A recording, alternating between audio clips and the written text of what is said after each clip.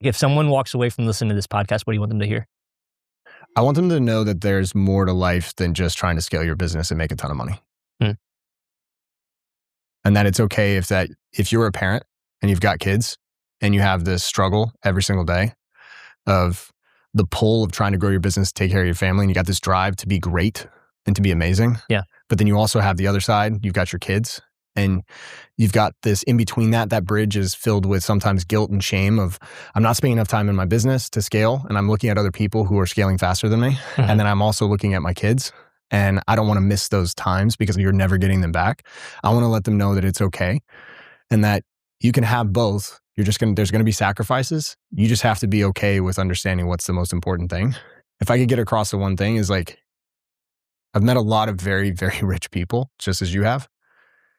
They can be happy, but a lot of them are missing true joy and they're always struggling and they're always trying to find something. And usually it's on the next game that they want to play. And I hope people can take away from this that if you do have a family or if you do want to do something more meaningful in your life and that there's a lot more to just scaling a business. And I say this as the person who loves working in business and scaling businesses. Yeah. But having kids completely changed my entire life. Were you always like extremely driven? Because I think, did you just like reframe your drive from baseball to something else? Yeah.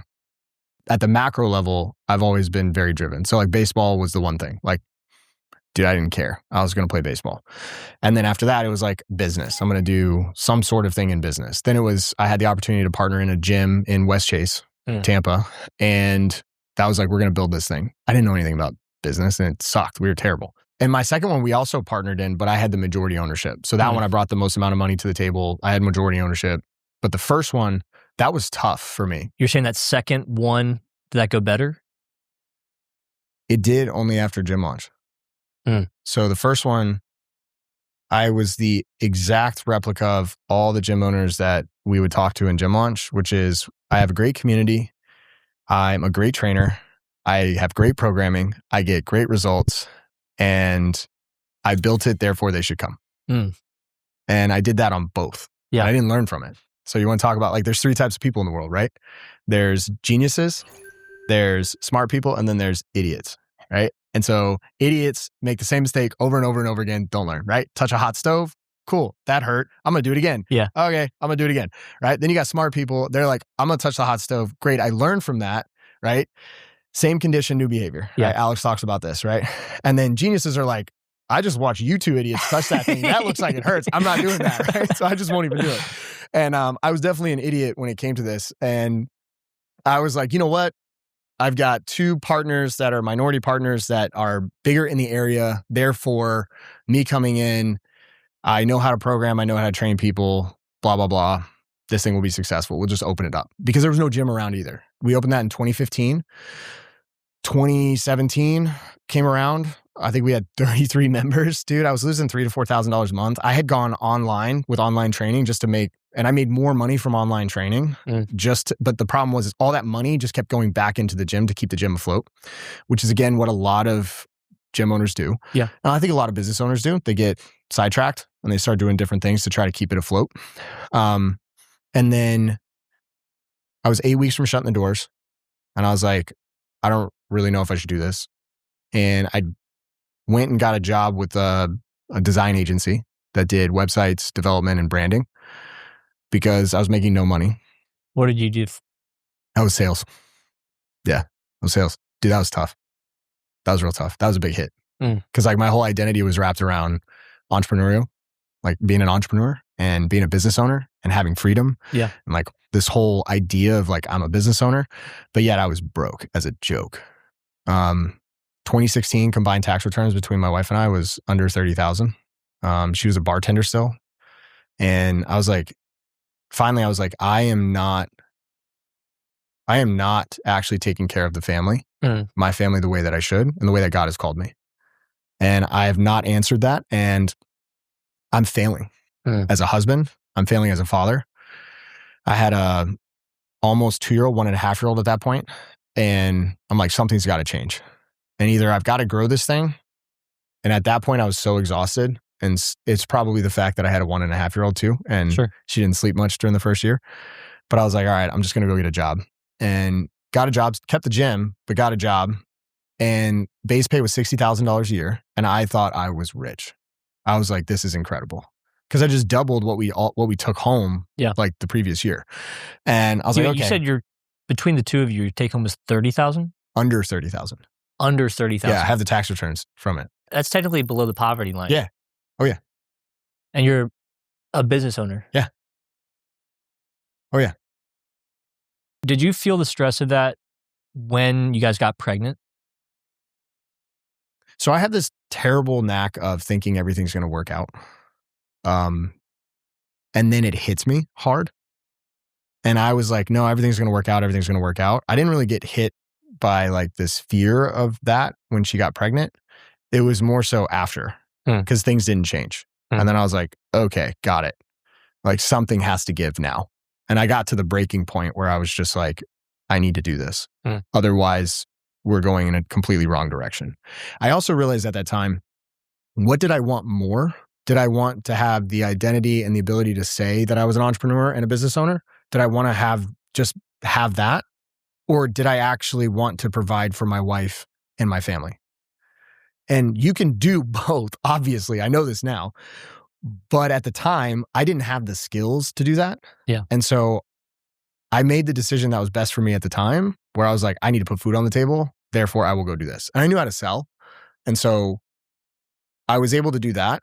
But what's funny is I joined that company, and I would say about really like a month later, we joined Gym Launch, which was that completely changed the entire trajectory of our lives combined. Did you find it? Yeah. I was in the online group that I was with. I had a coach for that. Alex came on and spoke about sales. And in the lead up to it, like the kind of introducing him, the guy was talking about how this guy was teaching gym owners how to sell $500 like 6-week packages. And they were selling hundreds of them in like one location. They were doing it in 30 days. And I was like, what? I was like, wait a second. I have a gym. I need to make money. And then as soon as he started talking, right, I'm like, okay, this guy knows what he's talking about. Yeah. This guy's legit. And then but I didn't sign up then. I did my research. I went and I looked him up. I looked up Gym Launch at the time. I looked at every single one of the testimonials he had at the time. And I think it was like maybe 15. And I was like, wow, that's a lot of testimonials. I also looked up the gyms. I tried to find the gyms that they were working in because I looked at the ads. And I was like trying to find the ads of like, okay, what is this thing? Because I was going to be like, I'm going to reverse engineer this. Because I'd been in other coaching programs. Yeah. I had dabbled, but I had always been, again, I mentioned before, I'm like the least compliant person in the world. I'm like, nah, I'm going to tweak it. I'm going to change it a little bit. And finally I was like, all right, I got to do this. So I remember I opted in. And again, not least compliant person. I'm like, I'm going to opt in. I didn't book a call. So I opt in and I wanted to see if they would actually nurture me. Like if they would reach out and they would schedule something and do all that. I immediately get a text, maybe a call too from Layla, who was working at the time, because this is 2017. They had like just gone to online. And we ended up scheduling a call. I talked to her. I tell her all the things that's funny that when I got into sales with Gym Launch, I heard from gym owners, community's great, all this stuff. I just need more leads. Your 33 members are 33 awesome. members. Like I'm 8 weeks from shutting doors. So We're this really whole tight. thing is just crashing. We're really tight. Yeah, like, I'm not making any money. Like I need this to happen. And then she's like, okay, then schedule a call with Alex. And I hop on with Alex, and Alex is like, goes through the whole thing. And I still remember this one thing. He was like, I was telling him how I was doing this online thing and I wasn't sure which one I wanted to do. And he's like, well, simple question. He's like, if you were making $100,000 a year from your gym, would you still be doing the online thing? And I was just like, no. Because I had 3 years left in my lease. Whole thing, I was like, no, I'd rather do this. I like in person. And he's like, okay, let's do this. I didn't have $1,000. So I had to like get like basically a credit card with like $1,000 limit and put $1,000 on it to start. I signed up, I think, on a Thursday. Friday, I spent most of the day going through the course because it was do it yourself. Yeah. Going through the course. Wait, so what was the The model back then was do it yourself. do it yourself? So like you sign up for ClickFunnels as an affiliate. Yeah. You get the funnel. So you get the whole funnel, the copy, the ad copy. You get ads, like video ads and image ads, but they were all Alex and Layla shot. But you could also just take those and make whatever you wanted. You would get the lead nurture scripts on but it was all manual. Yeah. And then you would have the call scripts that you would need, and then the sales training to sell. That was like it. And then like, but for $1,000 though. Oh no, it was, I think when I signed up, it was 16,000 or 12,000. So it was $1,000 a week for like 12 weeks. Yeah. And so you were like, if I don't make this work right now. This is done anyway. I'm like, this is done anyway. What's another $12,000, right? Yeah. I go home. I tell Maggie. Maggie's like, all right. Yeah. What was the decision? Was she involved in the decision-making process of this? I just was like, I think we need to do this. And she's like, this is why I love my wife. Like, if I could tell men anything, it would be like, find a woman that thinks you can go and conquer the world and tells you that. Because then you can do incredible things. And she looked at me and she was like, all right, let's do it. But I was like, I can't do this without you. I'm going to need your help. And she was like, okay. Because she had wanted to be in the gym and signed up.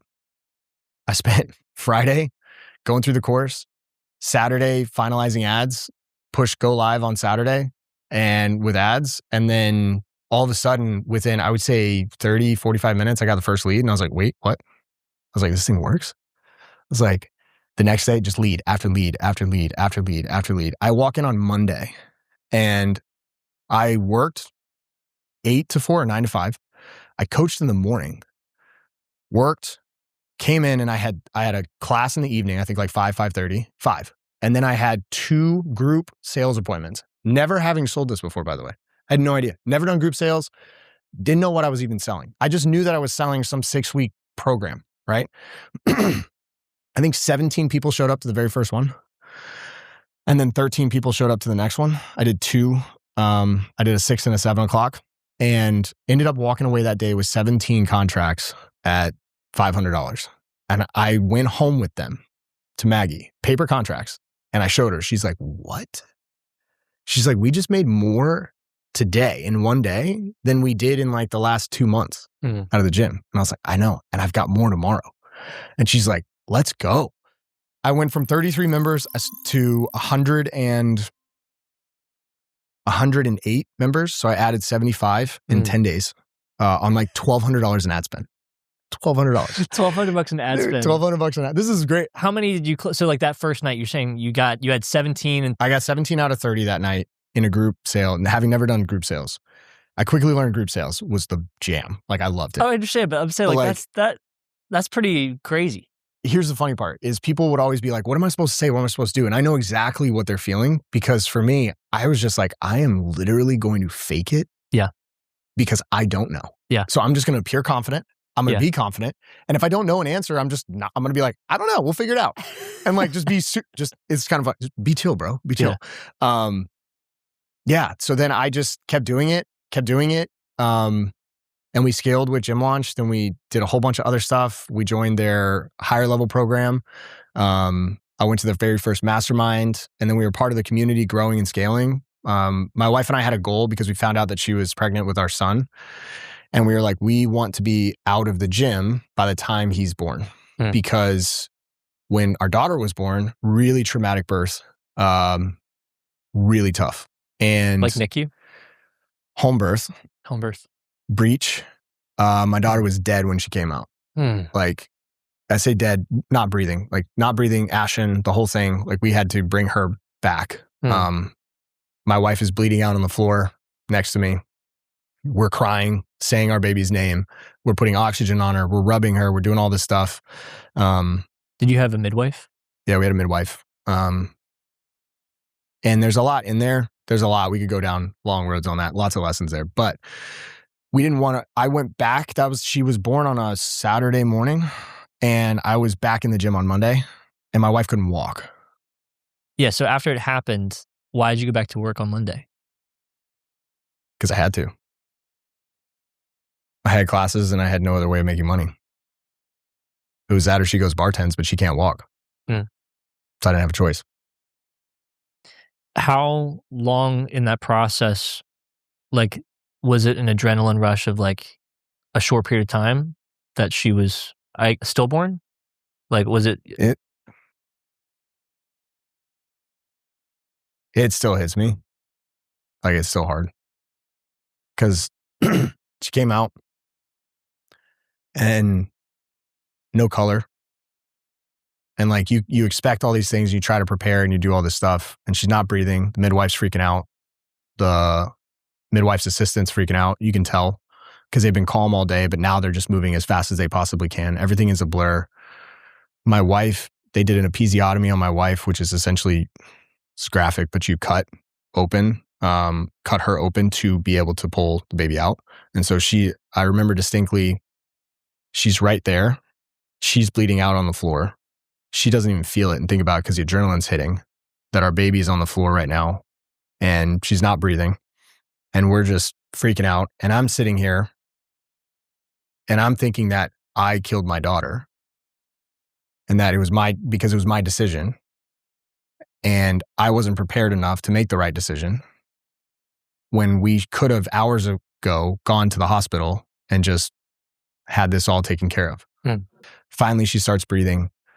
She's good. She has a cut on her eye, still has a scar on her eyelid from where they cut open my wife. My wife's bleeding out. She's losing blood, so they have to stop her. She's not like making sure she doesn't start hemorrhaging and all that stuff. So it just was like poor decision making, poor setup, poor follow through. And we, in my opinion, got very fortunate. We're very blessed. Very blessed. But that, we had a lot of that. Like when we found out that Maggie was pregnant, I mean, she cried. And I was like, oh man. Because we didn't want to go through that again. And we also were struggling financially. My daughter didn't sleep more than 3 hours at a time in her first year. And we lived in a studio. So there's no hiding. And so I already don't sleep well. And now it's like, you add in the aspect of you add in the aspect of not being able to sleep. Yeah. And now everything becomes harder. So found out she's pregnant and we were like, we got to get this. If we're going to do this, let's do it right. Let's do it together and let's scale this so that we don't have to be in the gym.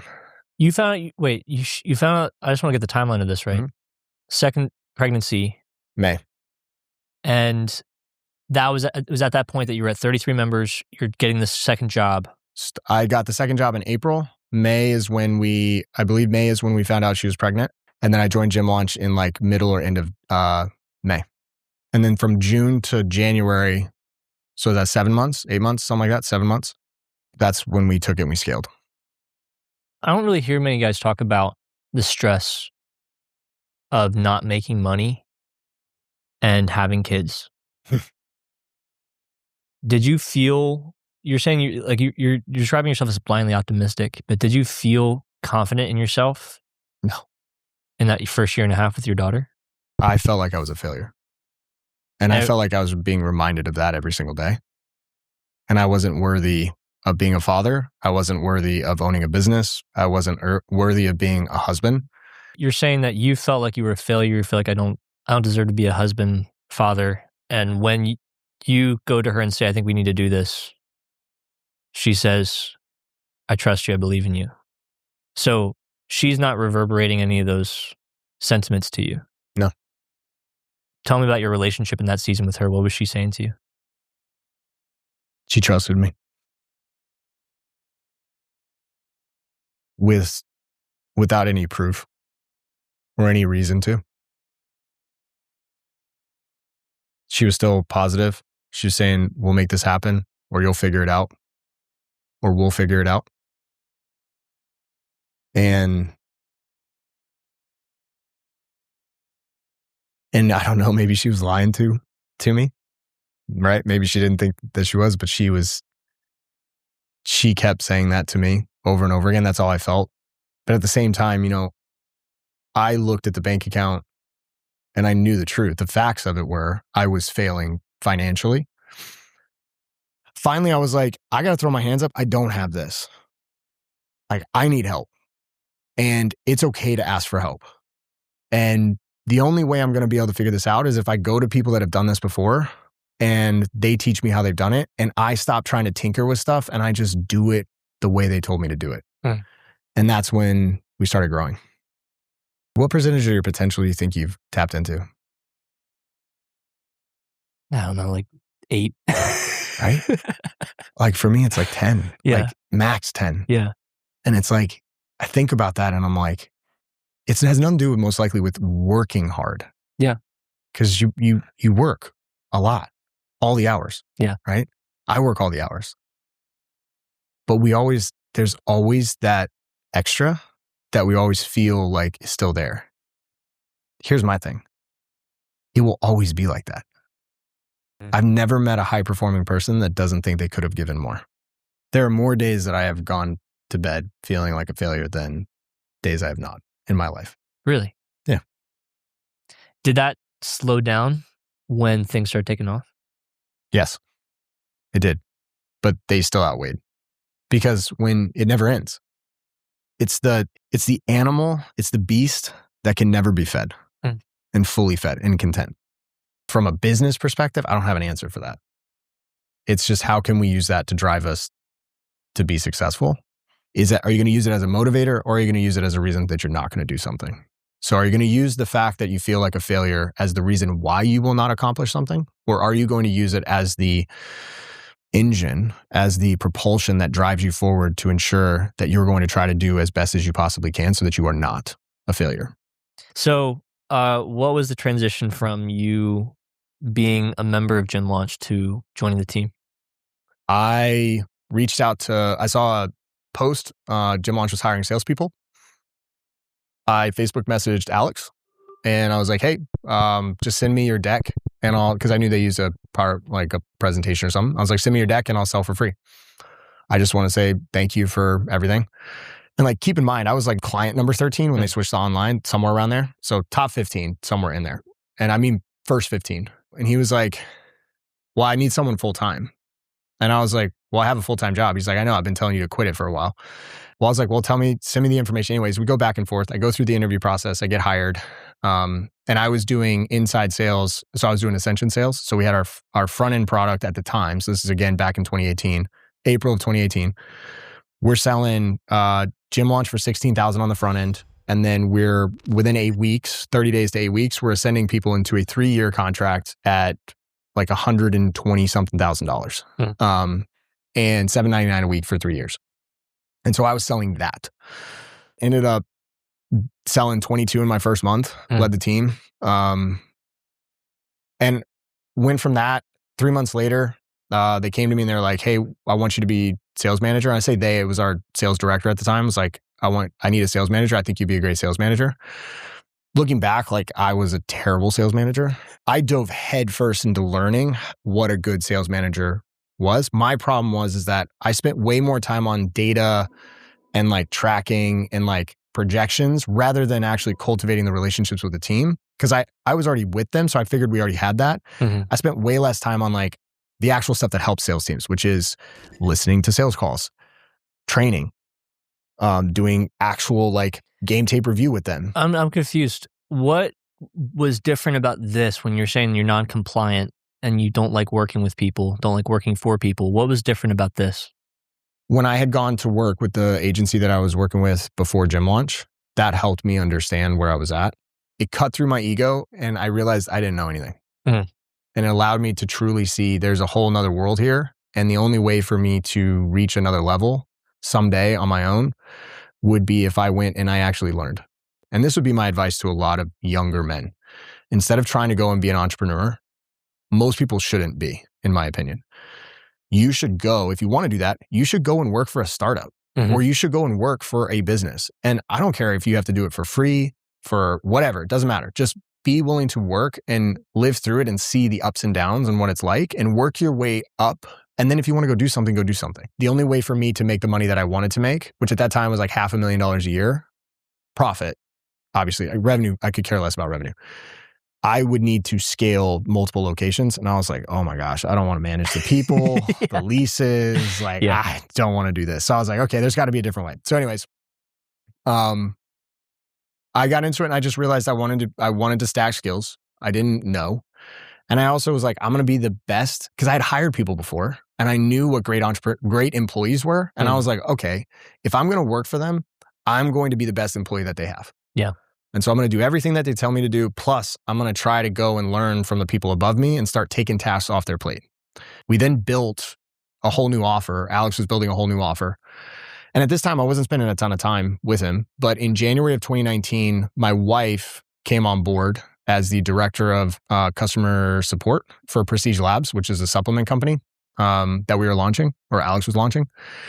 And she was there at director level. I was a lowly sales manager. She's going to strat meetings and I'm not on strat meetings. So I was like, I got to get on strat meetings somehow. So I like tried to force my way through to get on strat meetings.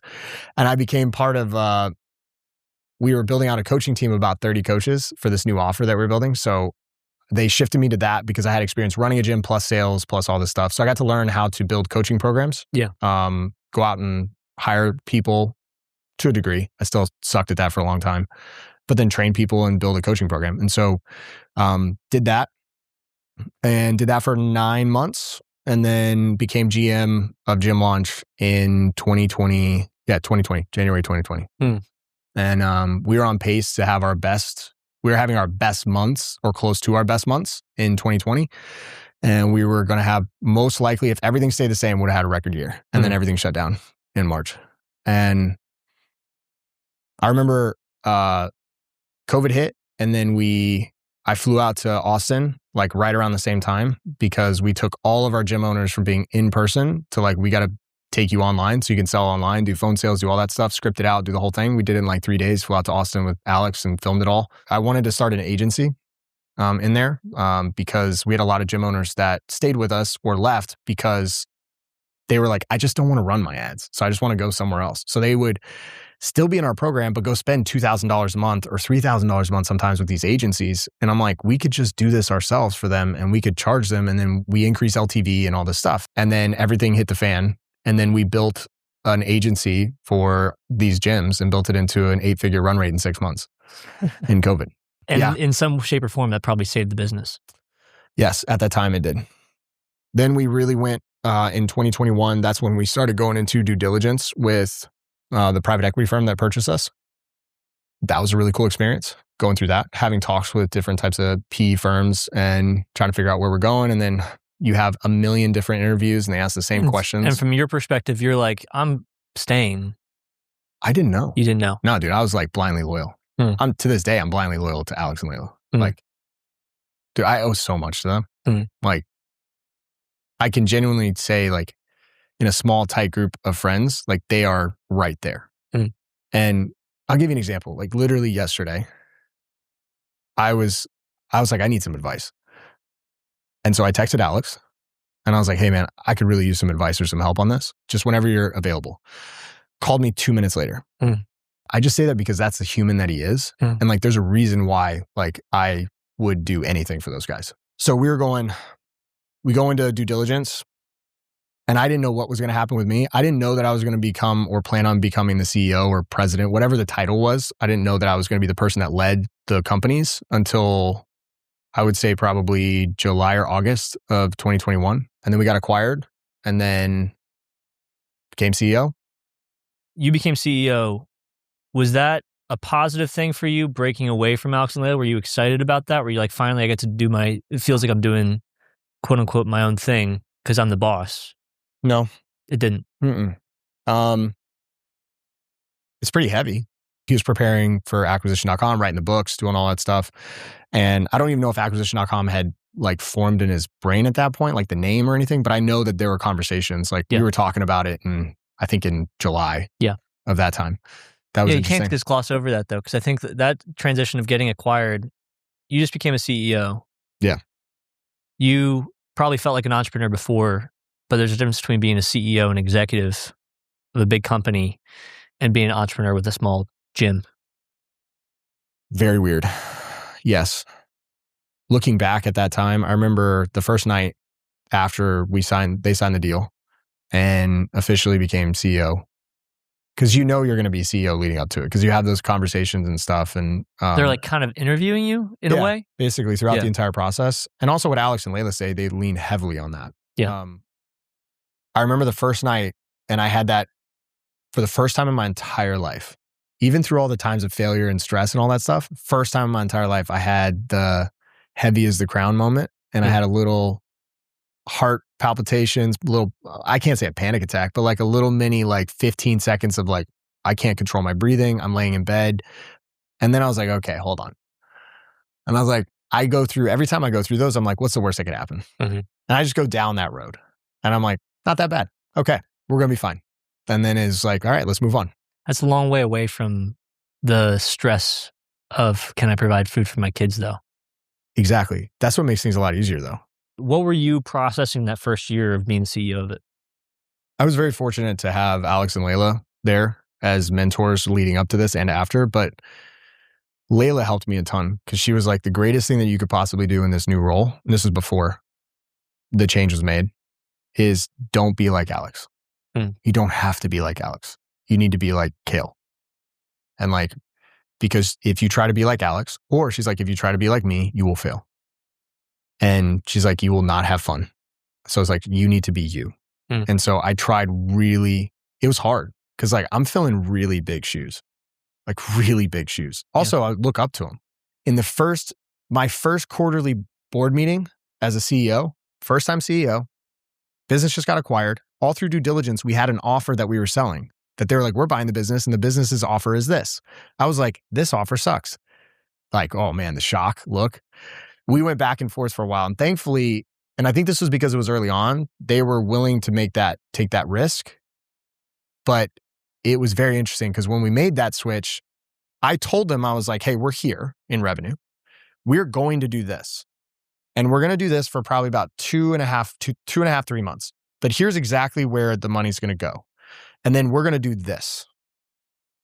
And it did exactly that. Like almost to like eerily like $5,000 a month. Like I almost like nailed it to the point where it was like, this is what's going to happen.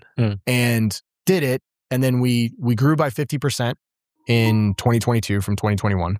And then we grew another 50%. So we doubled in 2 years with Gym Launch.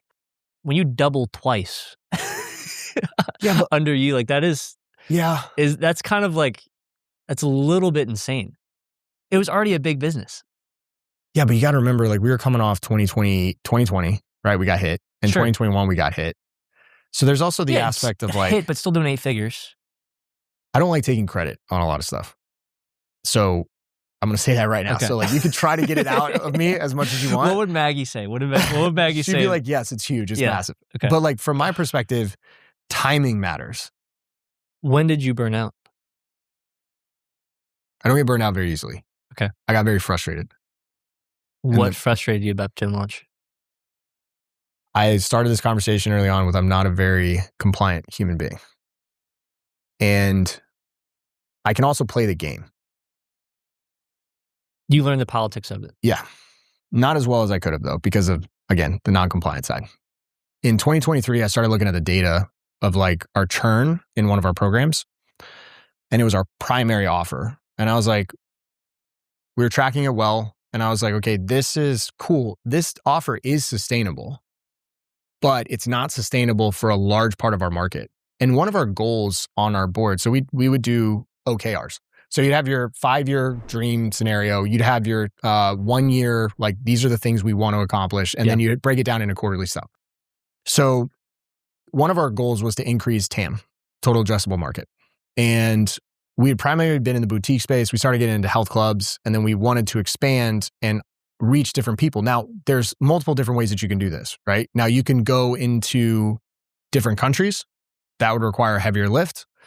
Also harder on our model. So like I was going through all of these, by the way. Like I was trying to figure out how do we increase this? Then you could go upstream, which we tried with health clubs a little bit.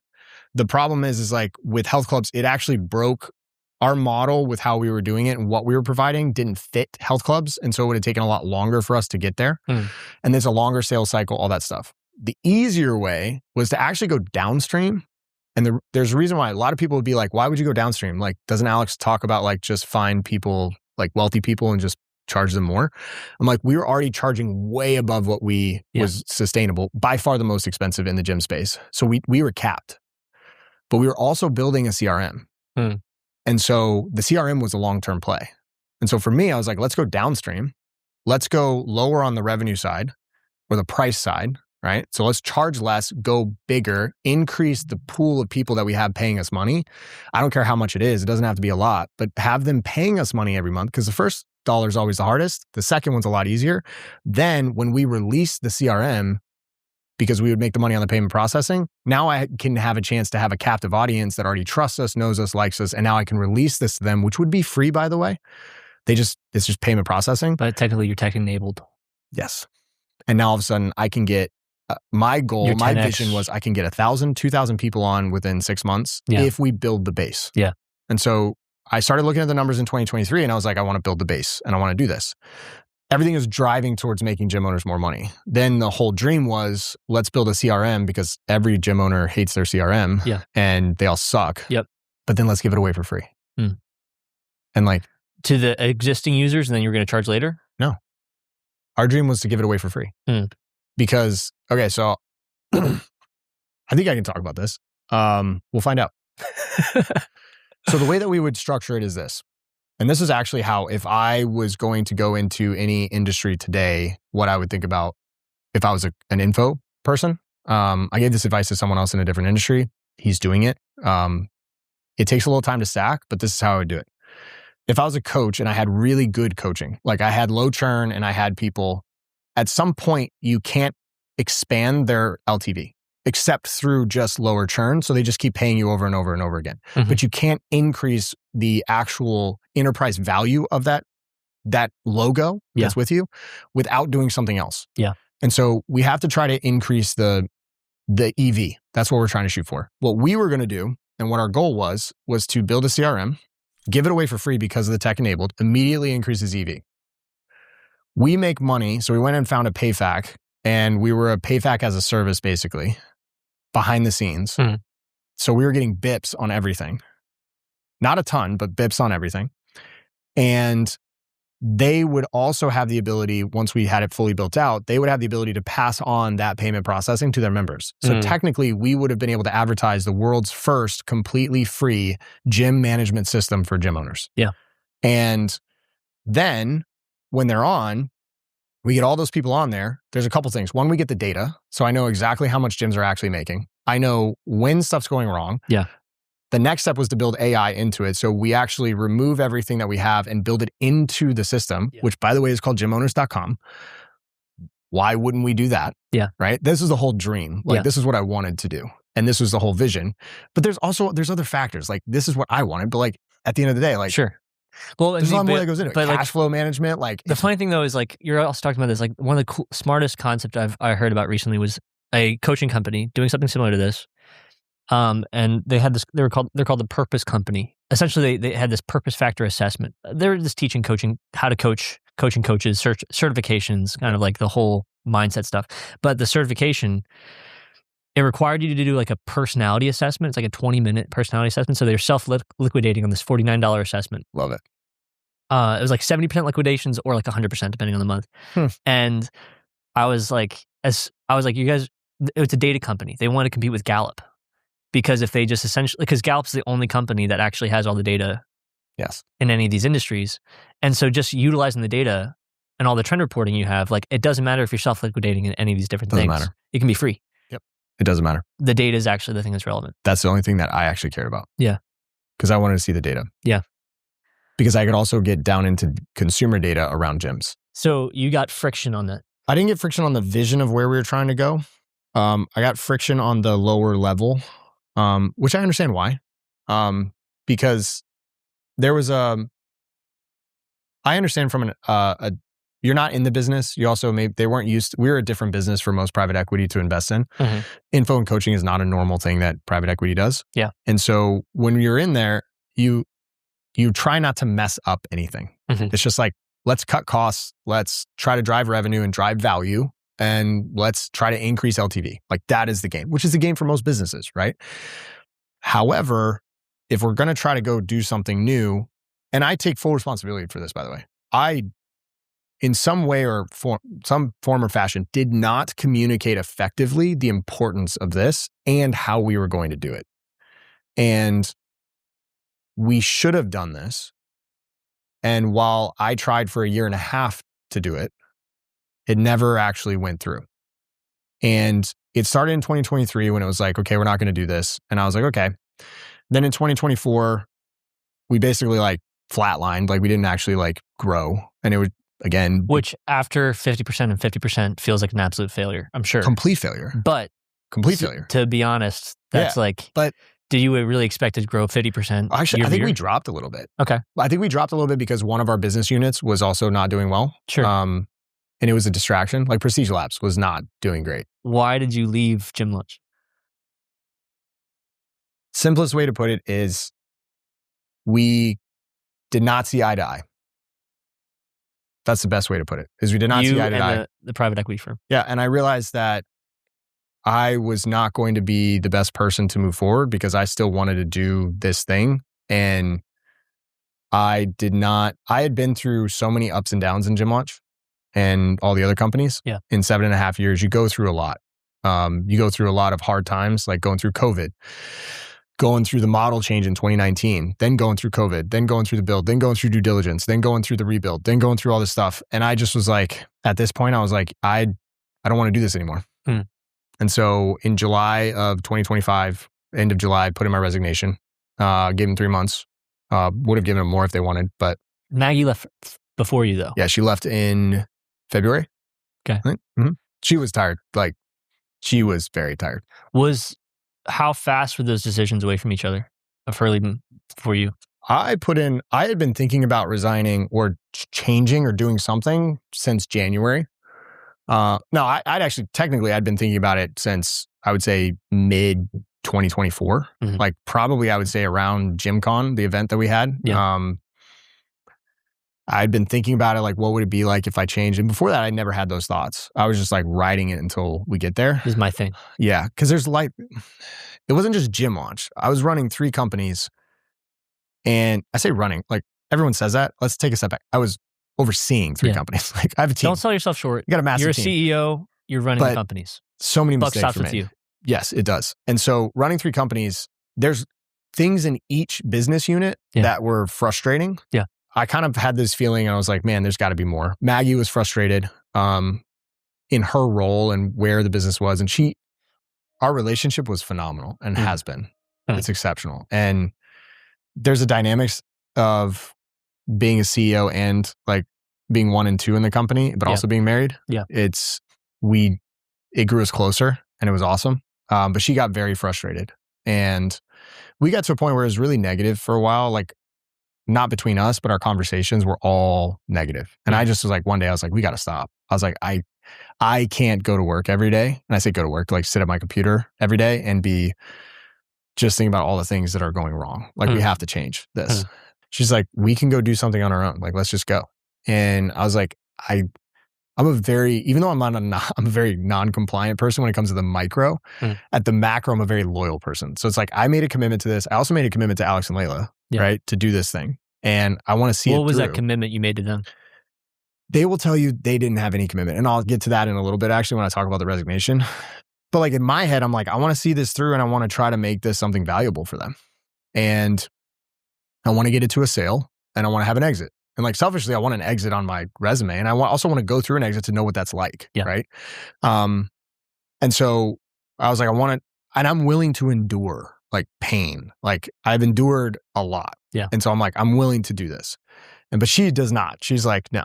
And so she was pushing for me to leave. And finally she was like, if Cale's not going to leave, I'm going to leave. She's like, and so she ended up leaving in February. And she went to another company and helped with like on projects and stuff. Some pretty big projects. I cannot talk about it, unfortunately. But a Guinness World Record was involved. Yes. There's probably only 2 people in the world that could have done what she did. She's one of them. And genuinely. And I don't say that lightly. I don't say that biased. I just like, these are other people's words that are very, very accomplished, not mine. So now I'm in this business that I feel trapped in, and like, we're not doing great. Yeah. We're not anywhere near where I want to be. Then I feel like I have lost the ability and the control to make the changes that I want to. And my wife is now working in a project base with a company, and this company is incredible, great, amazing people. And she's loving it. And she's like talking about how everyone's amazing and all this stuff. And I'm sitting over here and I'm like hating every day I'm going to work. And I'm just like, how much were you working then? Oh, dude, I was working. You don't stop working. You're always on in some form or fashion. I would say actually working probably 55 to 60 hours a week. So nothing crazy, but like when it got towards like different times, you're at 80 or 90 or 100. It just depends on the season. But I would say like actual, like legit working, like probably 60 hours a week. Did you have any rules about spending time with your family and spending time with your kids while you worked? 5 to 7 was blocked off. That was a rule that Maggie put in place back when we had the gyms, and we kind of kept that. So 5 to 7 was always blocked off. No calls from 5 to 7 p.m. And then we were fortunate enough, we had an office where we worked out of that was right in front of their school. So we would park there and then literally walk them to school. We didn't have to cross like a major street. It was literally like the drive-through line, like the drop-off line. Oh, nice. So like literally walk them there.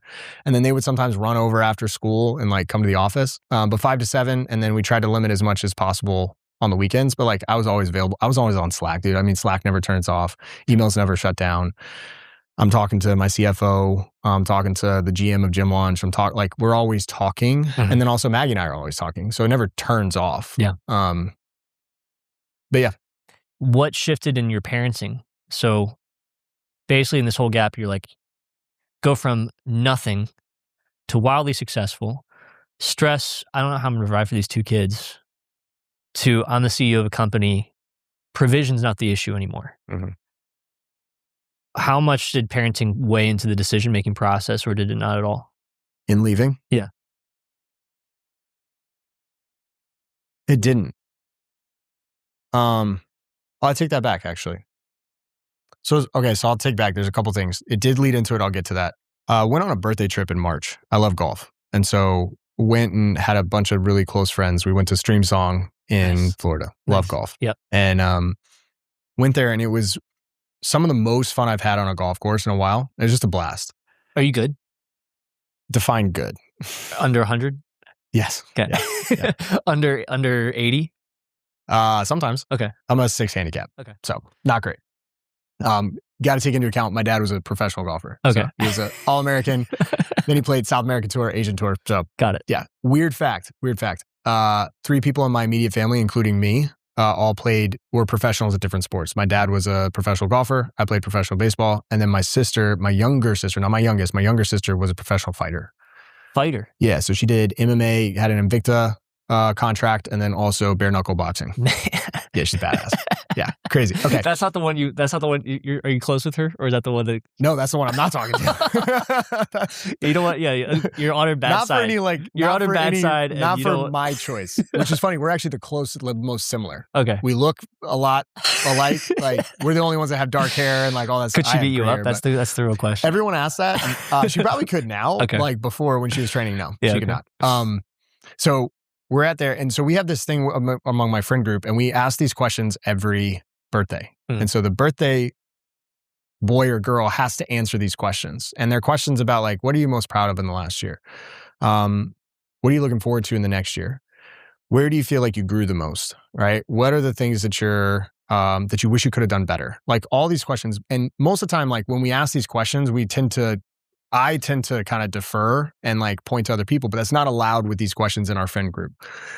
And so I sat there and my proudest moment, and I'll never forget this, my proudest moment was the fact that at GymCon in 2024, I was prepared for all my presentations, and GymCon was boring to me because I was so prepared, and that was my goal, was I was prepared. And it was like, but that was my proudest moment. And I was like, I look back and I genuinely told my friends, I was like, I have a hard time finding anything that I was happy about. And Maggie told me something, I think a month later or so, and she was like, you are a shell of who you were a year ago. And she's like, you have not been the same since probably mid 2024 for at least a year. And I didn't realize that. And I was like, then I took a step back and I started thinking about it. I spent like a weekend just kind of reviewing, where was I?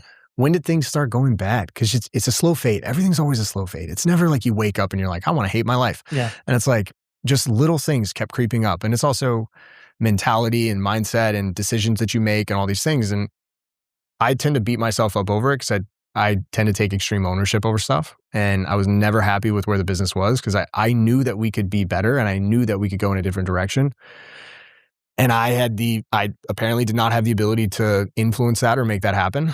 And I just wasn't happy. And finally it got to the point where when she said that, I realized that if I kept down this road, my kids would feel the effect of that. Mm-hmm. And I knew that they had already felt the effect of that a little bit because I would be distracted and busy and I wasn't the best dad to them. And they were reaching a point in an age where it was like, I just started coaching my son in baseball, really enjoyed it. My daughter at the time was actually kind of drawing in a little bit. And I was like worried about that. And I was like, I don't really want this to be the thing. I want to spend more time with them. Maybe not so much more time, but like, cause I spent a decent amount of time with them, but I want to be present. And I don't mean physically present. I mean mentally present. And I rarely was mentally present. Cause like I would sit there with the blank stare. But I'm thinking about EBITDA. I'm thinking about leads. I'm thinking about schedules. I'm thinking about churn. I'm thinking about new offer. I'm thinking about copy. I'm thinking about creative. I'm thinking about ads. I'm thinking about hiring this person. I'm thinking about firing this person. I'm thinking about when do we need to get our projections done? When do we need to get budget done? What is the board going to say? How am I going to present this? All these things. And it was just a constant stream going through my head. And like, that's okay when you have the ability to make a change and actually drive growth because then you're a momentum. But when I felt at the time that I was just running into a brick wall every day, I was like, it's not worth it. And that's when I was like, okay, time to call it. So that was it. And then I put in my resignation and final day was the end of September. What was the reaction to your resignation? I reached out to Layla first. Why?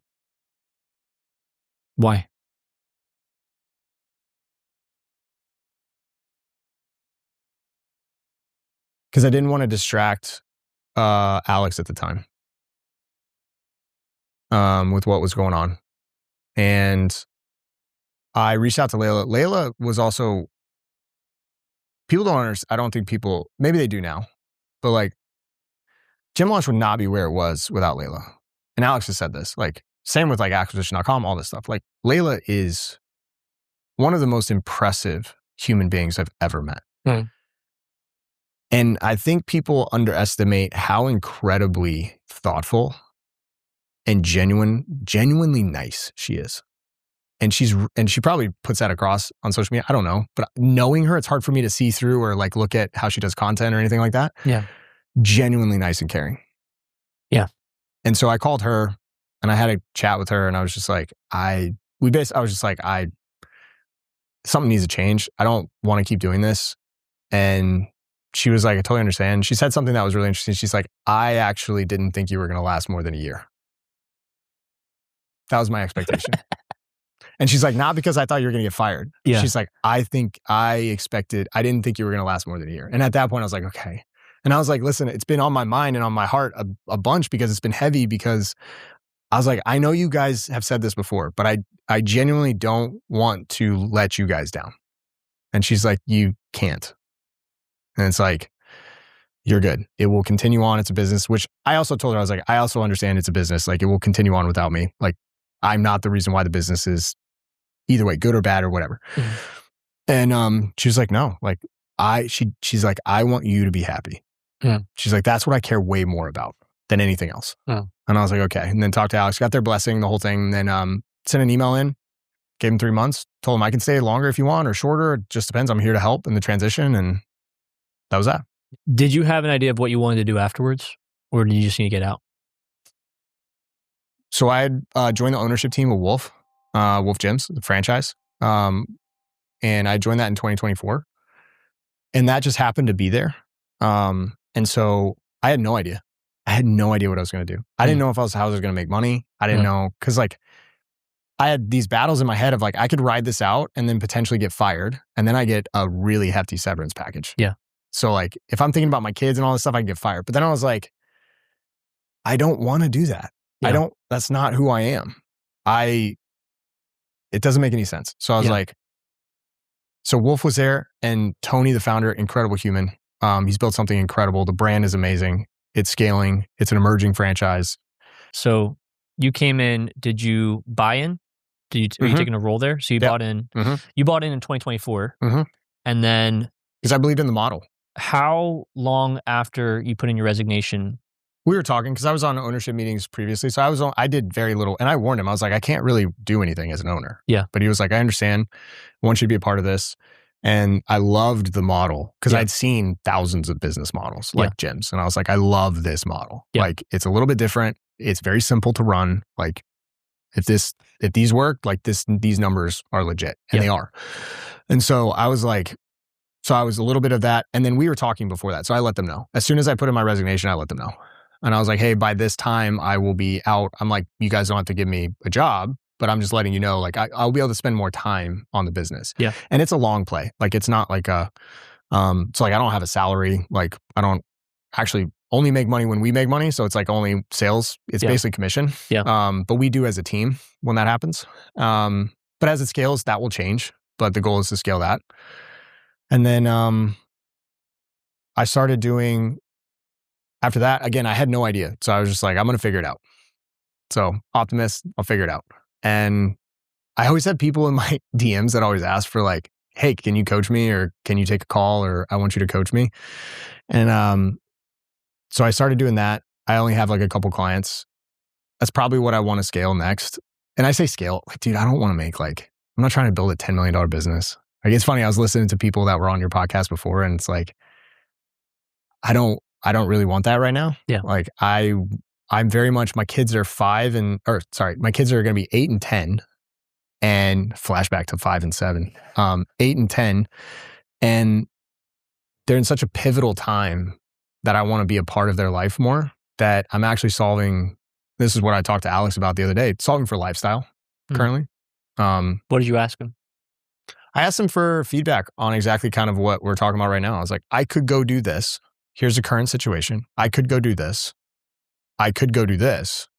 Here's where I kind of feel like it. And he asked me a couple questions, and I was like, what would you do if you were in my situation? And he's like, same thing. Sounds like a lifestyle decision. He's like, I'd probably do this. And he's like, probably your simplest way is just take on some consulting clients. And I hate the word coaching because I'm not a therapist. I only work with people that actually are winners and take action. And I say that that's such a buzzword, but it's like, I work with people that want to get unstuck and have a hard time finding the real problem in their business. I have a weird knack of being able to understand and find what is the actual problem in the business, because a lot of people think this is the problem when in reality it's not. And then be able to identify the sequence in which to solve that, because the sequence matters just as much. The sequence matters more than anything else. Once you identify it, the sequence and how you change that, because there's always multiple problems inside of a business. But which one should you fix first? Because you could fix one, but then it creates 5 more over here. And I've done that. So I've lived it. But you're also like, I bet you that anybody, not just in the gym space, but in different tiers of business scaling, like you have experience in a SaaS, you have experience in e-commerce, you have experience in brick and mortar. Like, so you can speak to franchising, like you have a bunch of these different types of things. What is the end play for you then? Because it's not hard for you to take on a few consulting clients. No. I don't know what the end play is. That's the thing. So this is the first time kind of in my life I have a broad outlook of like, I have some chips that could really, I have a couple cards, I guess would be a better way to say it. I have a couple hands that could really play out really well. I've been battling, and I don't know what's been holding me back from wanting to go out and just simply say, okay, I do advisory work. If you want to work with me, here's where you can go. Just a simple thing of that. Yeah. And finally, I was just like, all right, I'm going to do it. And then I created a plan of how I'm going to do it, because I don't want a lot of clients. I want people that are probably doing $750,000 to $1 million or more, to maybe 5 million, that have an actual, like, have a desire to actually grow their business. Yeah. Most likely they probably have families too, and they want to do it the right way. Yeah.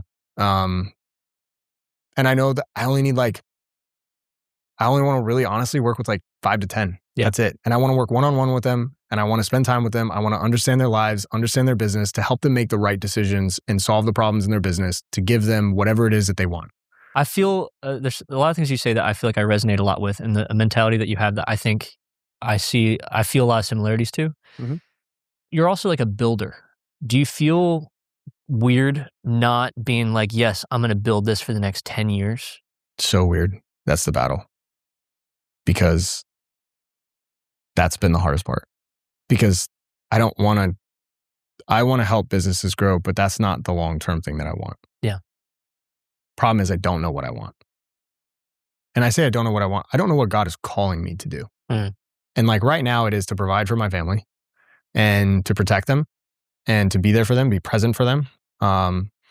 And I have a skill set that I believe is valuable to certain people, and I don't need a lot of people. Mm-hmm. And I think that I can make a measurable material impact for businesses. But ultimately, yeah, man, dude, I want to build something. I want it to be, and I've spent a lot of time over the last year, full year, just like looking at like, what is the thing I want to build? And like, I want to do what the Lord has called me to do, and I don't know what that is yet. I just want to follow him. I was crying the other night. You know, I'm looking at these snapshots of my kids, and dude. You're talking about the idea of being present with them in terms of conversation and answering questions, and I'm not in that season. I got 6, 3, and 6 months. But I'm thinking You're about almost there.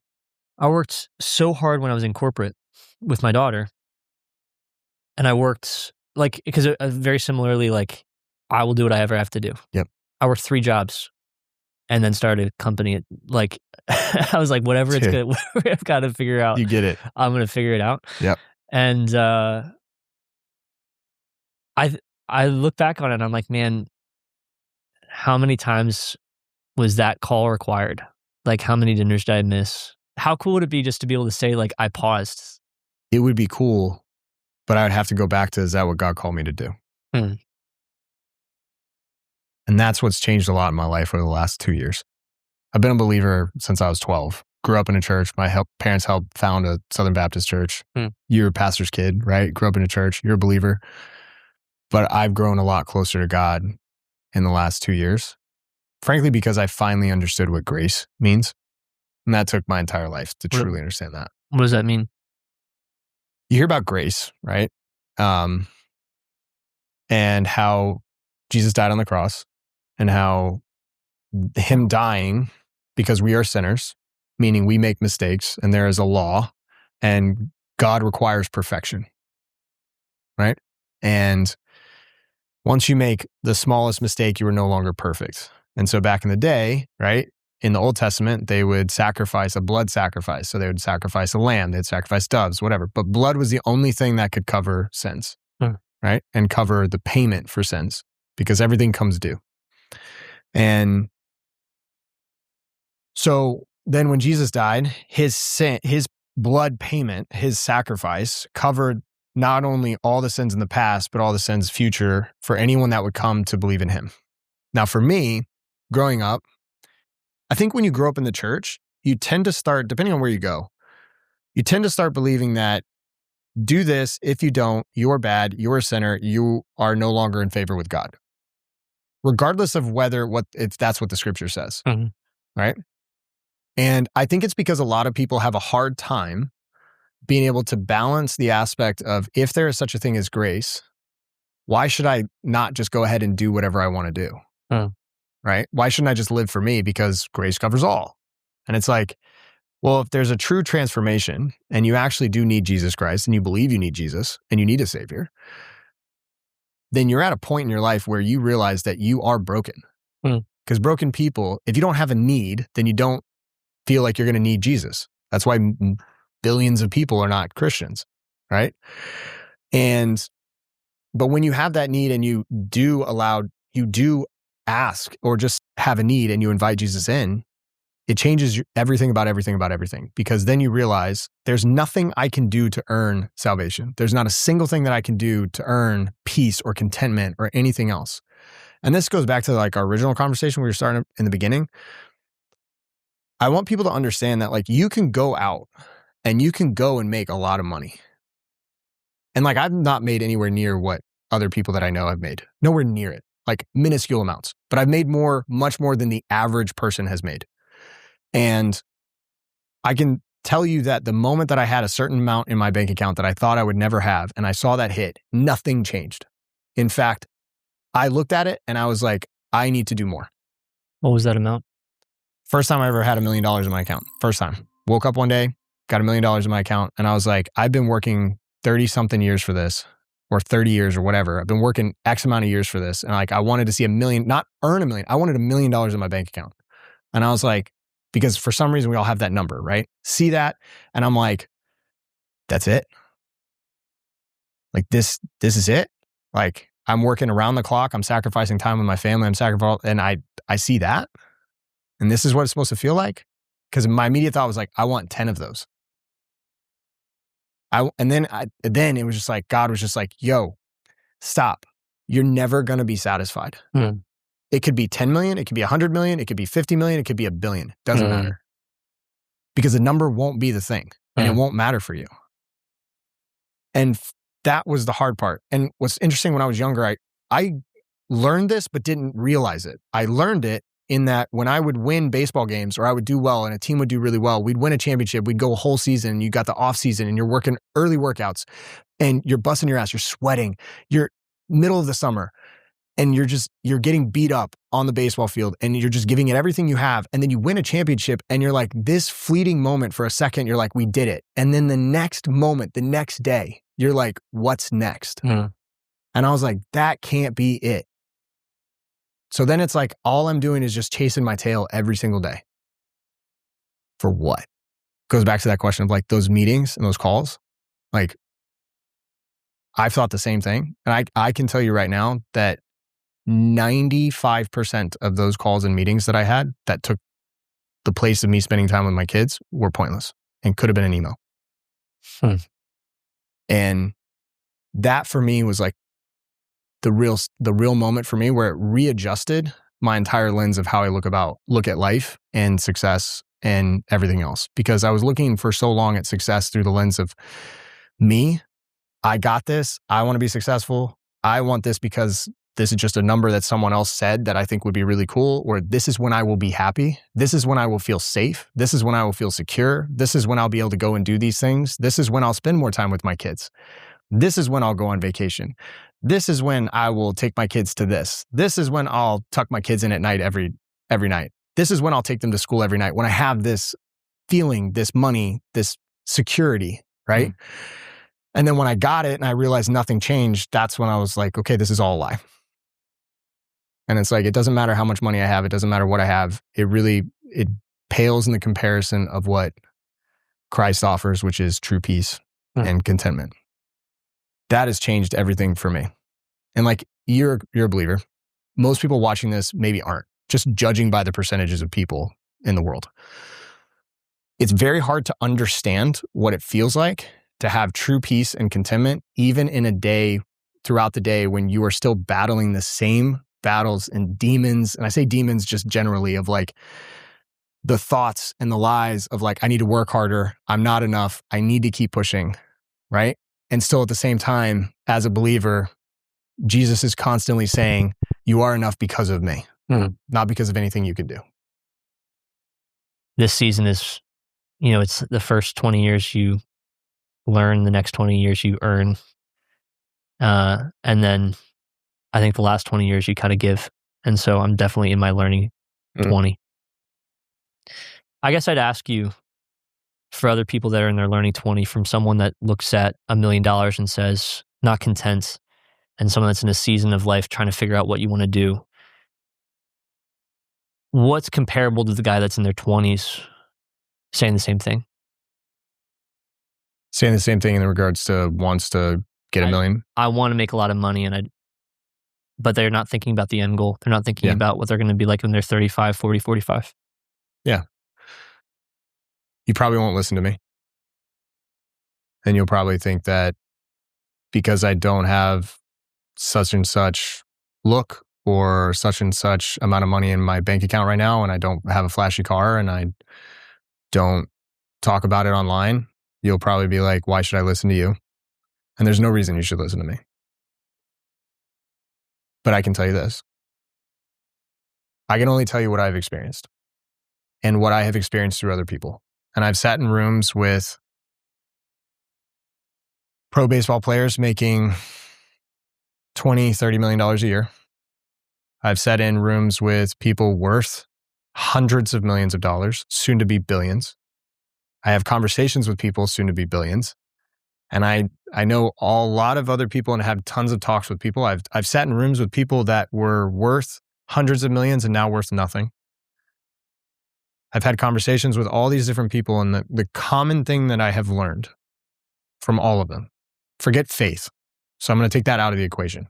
The common thing among all of them is that yes, money is cool and it creates optionality. But if optionality is your end game, you will be very unhappy because optionality isn't the end game. The end game is to be able to live your life and to look back at the end of your life. This is for non-believers, non-Christians, to look back at the end of your life and to look back and have greater, more better memories than worse memories. And a lot of people equate having money to having better memories. But I would challenge every single person, what are some of your best memories?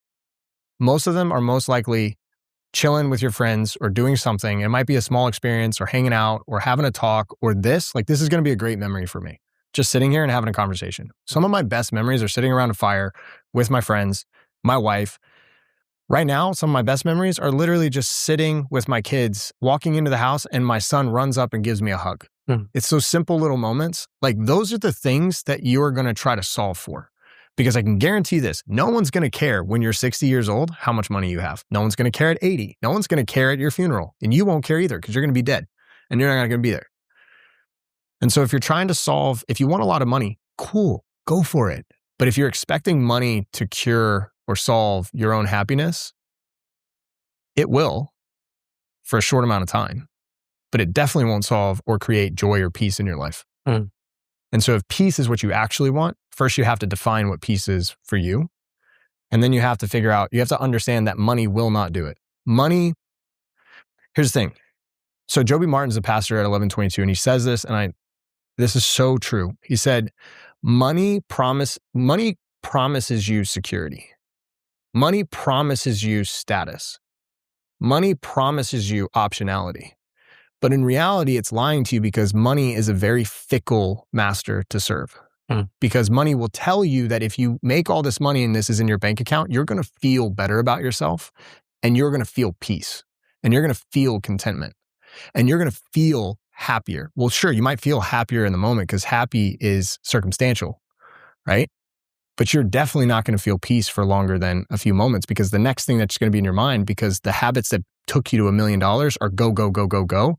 Those same mentalities and mindsets are going to be the same thing. That's like, $1 million's not enough. I need to get to 10 because my buddy over here is doing 5 and I want to beat him. Or this guy, Alex Hormozi, is doing 100 million and he's doing $1 billion and this guy's doing this. So I got to beat them and this is what it's going to take. And so it becomes this never ending cycle of I need to one up myself or one up someone else.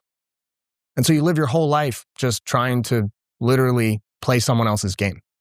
And the thing that I would challenge anyone in their 20s right now is, what game do you actually want to play? And do you want to play the game that everyone else wants you to play? Or do you want to play a game that's way bigger than that? And way more important than that.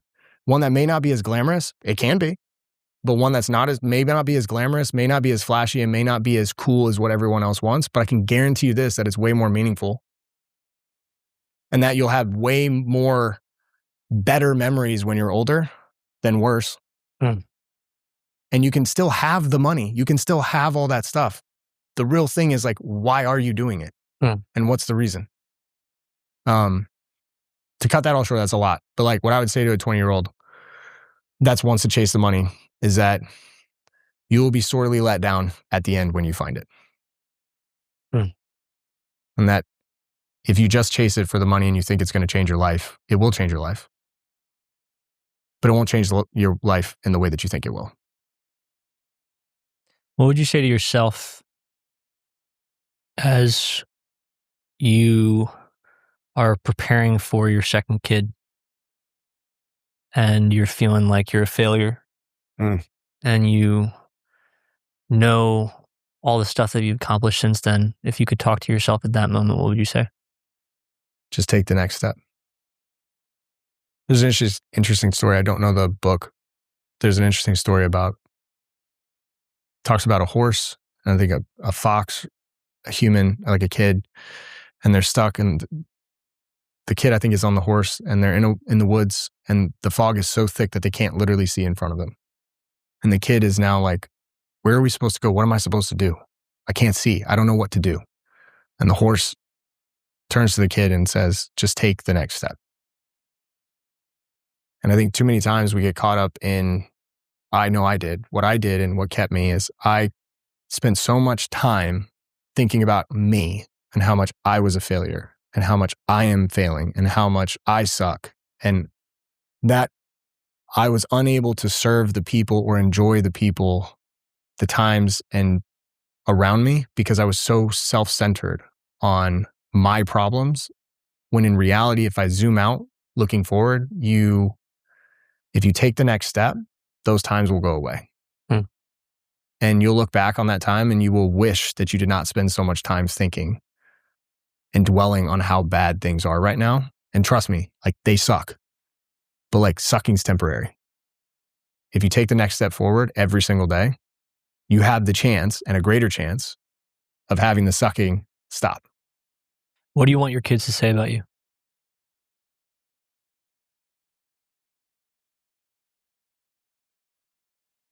That I ran a good race. Cale, I appreciate your honesty and I appreciate your openness. And I think there's a rawness and realness about you. I will call out, it's not false humility, but I think there's a confidence thing that you need to get like a kick in the pants of. Like, I think I don't disagree. I think Maggie would totally agree with you. Maggie is probably really, really helpful. I imagine like she's like, I can see that you'd need a cheerleader a lot. But I don't want you to ever disqualify like what you've accomplished and disqualify your stacking of skill sets. And what's really interesting about you is that like, I'm sure that you might, whatever happens this year as you scale this thing, right? As you scale this stuff, like you'll probably be surprised. And I imagine, it's interesting to come across a person that can literally do whatever they want to do. Like I don't have a doubt that if you just said tomorrow I want to do the PE, if tomorrow I want to do Mastermind, tomorrow you could do it. And I want you to be able to look at yourself in the mirror and say it, say like I can do this, just because I think your skill set is incredible, your humility is incredible, your ownership's incredible, and it's been an honor to talk to you and hear your perspective. And I so deeply appreciate that it's rooted in something good. I talk to a lot of successful guys, and it's not rooted in anything good. And you dig and you pry and you ask questions and you cut deeper and you realize that the foundation of it is in vanity. And so I deeply admire your value system and that through this stuff, you haven't lost it. And I think the cool part is that everything else could go away. And I would categorize you as one of the wealthiest people I've met. So I just want to say that thank you for the wisdom. And I also want to kick you in the ass and say like, yeah, you do need to talk more about. Don't be scared to say that you're available to help people. And don't be scared to say, be confident in what you're able to help with. I'm going to put it out there. This is probably inappropriate, but pastoral ministry probably isn't the craziest thing in the world either. My wife just told me that. She told me that. I'm saying I wish there was more pastors that had $1 million already in the bank account. Yeah. Because they're not going to be tempted. And they're going to see the other side of it and say, I want to build something. And I'm just letting you know if that was something that was in your future. Maybe someday. I feel like that'd be pretty awesome. But just thank you. That's it. Thank you.